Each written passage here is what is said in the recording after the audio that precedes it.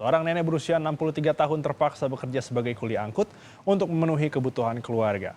Pasalnya, sang anak mengalami kecelakaan hingga cacat dan tak mampu membantunya di usia senja.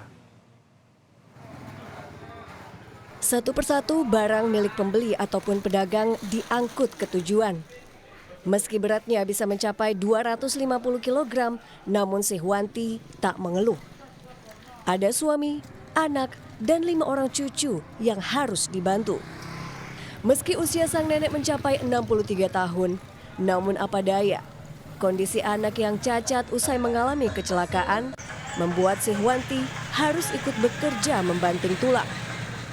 Ia pun tak mampu menahan air mata saat menceritakan perjuangannya. Itu kan cacat. Baru kecelakaan tadi. Masih ke sekolah, enggak kecelakaan. Orangnya kerja tapi nggak memenuhi syarat untuk memenuhi kebutuhan keluarga. Tapi pulang ya, siap untuk mengurusi anaknya. Sang nenek bekerja sebagai kuli angkut sejak pukul 7 hingga 2 siang. Ia berkeliling di Pasar Bundar Sragen, Jawa Tengah dan diupah Rp10.000 sekali angkut. Rata-rata Sihwanti mendapat upah Rp50.000 per hari. Ia pun berharap dirinya tetap sehat agar bisa bekerja demi dapur tetap ngebul.